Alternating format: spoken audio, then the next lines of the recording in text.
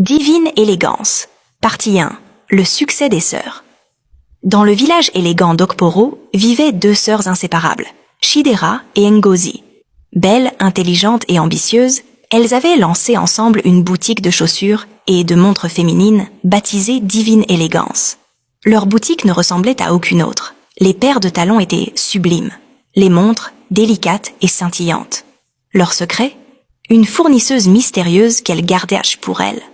Dame Ozioma. Bientôt, les femmes du village commencèrent à affluer. Les ventes explosaient. On racontait que porter les chaussures de Divine Élégance, c'était marcher comme une reine. Et avec leurs montres aux poignets, certaines disaient se sentir invincibles, irrésistibles, presque comme si le monde leur appartenait. Un matin, une jeune femme discrète du nom d'Olama entra dans la boutique. Émerveillée, elle supplia les sœurs de l'aider à lancer son propre commerce. Touchées par son humilité, Chidera et Ngozi acceptèrent. Quelques jours plus tard, elles l'emmenèrent dans un village reculé, jusqu'à la demeure de Dame Ozioma. C'était une bâtisse étrange, toute noire, entourée d'un silence pesant. Quand elle ouvrit, Dame Ozioma portait un voile vert, et son regard hypnotique glaça le sang d'Olama. Sans prendre un sou, la fournisseuse accepta de la livrer, à une seule condition. Avant chaque vente, elle devrait faire tinter une petite cloche 3 fois, forcer ses clientes à porter les montres au poignet droit, poser les chaussures sur un tissu rouge et prononcer une formule interdite. « Tu ne peux plus revenir en arrière », dit Dame Ozioma, les yeux fixés sur elle. Et ce soir-là, alors qu'elles quittèrent la maison, Olama sentit quelque chose l'avoir déjà suivie jusque chez elle. Tu veux connaître la suite de l'histoire? Alors abonne-toi et commente partie 2. Et n'oublie pas de partager l'histoire. Divine Élégance. Partie 2. Le succès d'Olama. De retour à Okporo, Olama lança sa boutique. Elle appliqua chaque consigne à la lettre. Cloche, formule, tissu rouge. Et aussitôt, son commerce connut un succès fulgurant. Les femmes se pressaient. Certaines disaient que leur mari leur obéissait plus qu'avant. D'autres se sentaient plus puissantes, plus belles, plus différentes. L'argent coulait à flot. Olama riait seule, se rappelant sa pauvreté d'hier. Mais sous ses rires, quelque chose grondait. Les premiers signes apparurent vite. Une cliente revint en larmes. Sa montre ne voulait plus se détacher, comme soudée à sa peau. Une autre jurait entendre des chuchotements dans ses rêves, à chaque tintement de cloche.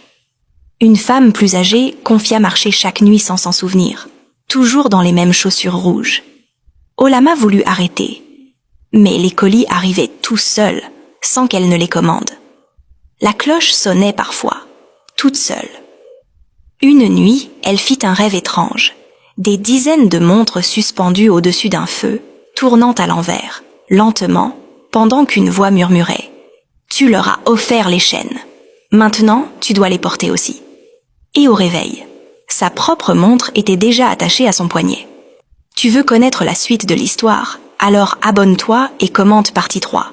Et n'oublie pas de partager l'histoire. Divine Élégance, partie 3. L'effondrement. Le cauchemar s'installa peu à peu.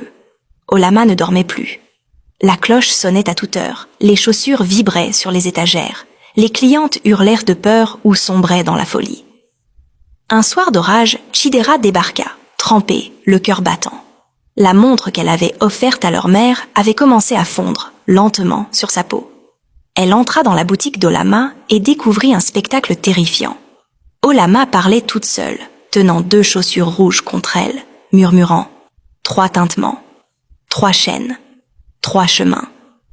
Le lendemain matin, on la retrouva errante dans la rue, les yeux perdus, pieds nus, tenant ses talons comme des totems. Elle fut internée. Les sœurs Chidera et Ngozi, horrifiées, fermèrent leur boutique Divine Élégance pour de bon. Elles brûlèrent tout, chaussures, montres, restes de stock. Plus jamais elles ne parleraient de Dame Ozioma. Mais dans le village d'Okporo, certaines femmes entendent encore des cloches dans leurs rêves. Et depuis, plus personne n'ose acheter une montre, ou enfiler des chaussures, posées sur un tissu rouge. Moralité de l'histoire.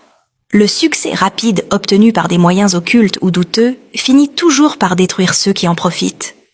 Derrière chaque opportunité trop belle pour être honnête, se cache souvent un prix invisible. Il vaut mieux bâtir lentement dans la transparence que de courir vers la gloire à travers des chemins obscurs. La cloche de l'ambition sonne parfois comme une alerte, mais on ne l'entend que trop tard.